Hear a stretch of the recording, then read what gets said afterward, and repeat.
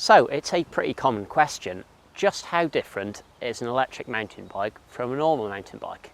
Well, usually that'd be quite hard to tell, but we're very lucky here today because Focus have brought both their Jam Squared e-bike and their plain old Jam. The nice thing about this is that they use very similar geometry, they've got very similar kit, they use a very similar suspension system, so we've been out and ridden them around Cannock Chase to kind of get a feel for how they differ. First up, should run you through the Jam Squared. So that uses Shimano's new motor.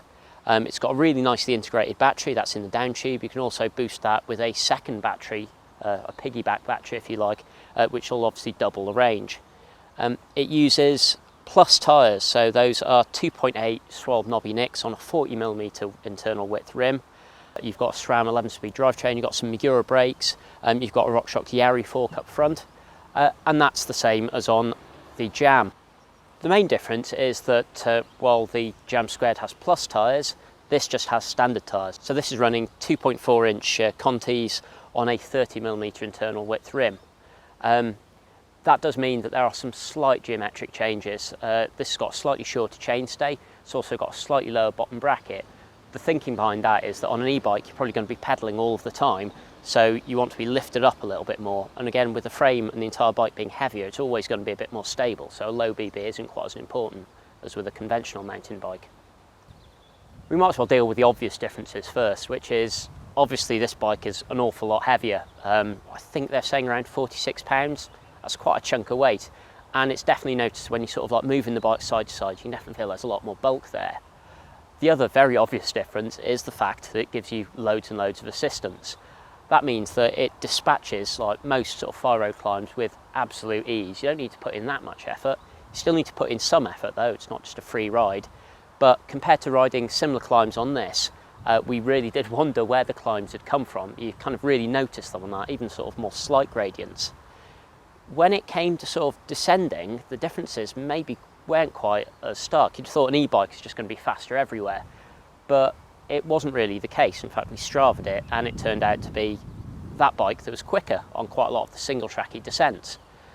I think the reason for that is that the bike's a lot lighter, it's a lot more agile, and also it's not affected by the speed limiter on that, which cuts in, or rather cuts off assistance at around 16 miles an hour, 15, 16 miles an hour. And it's strange when you're riding single track how often you go faster than 15 or 16 miles an hour. And then you find yourself riding quite a heavy bike and it's really hard to overcome that. Whereas on this, the bike's lighter, it's much more agile, and you can keep the speed up much higher. It's much easier to hustle it through sort of tight and twisty sections. The same goes for sort of like even steeper descents. Although this has got a lot of momentum behind it and it really does plough through, and the big Plus tyres do help with that. The fact that this is so much more lively and you can pick it up and place it where you want, that makes a real difference on most sort of techie descents. We also found that just the particular rubber compound of the Jam tyres, that's actually a lot stickier, especially on the wet cobbled rocks of Cannock Chase, whereas the Schwalbe knobby nicks on those were a little bit less predictable. I'm kind of guessing that in the dry that would actually be less of an issue, and the Plus tyres definitely do work well with an e-bike because they really do sort of like cushion it and take out a lot of the harshness. But definitely in terms of agility, this thing beats it hands down, and the Strava times proved that. All this brings on to the question of, well, which one's better? Well, I think that if I lived somewhere that had like a lot of draggy climbs, maybe a bit milder single track or a bit of a trek to get to the trails, then I find an electric mountain bike very tempting indeed. It's the fact that they can just demolish sort of like, you know, climbs with ease, or if there's a bit of a dull trek to get somewhere, it'll just get rid of that, and then you'll be fresh and at the fun bits with not as much effort.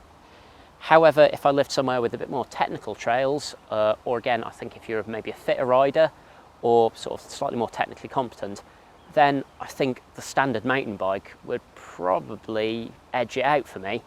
It's the fact that it's lighter, it's more responsive, you kind of throw it about a bit more, and I reckon on most trails, certainly descending trails, it'll be as fast, if not faster. So, in the answer to that question is, well, it really depends on you, what you want to do, what you ride for, and where you ride. What I'd suggest you do is go and ride them both and make your own mind up.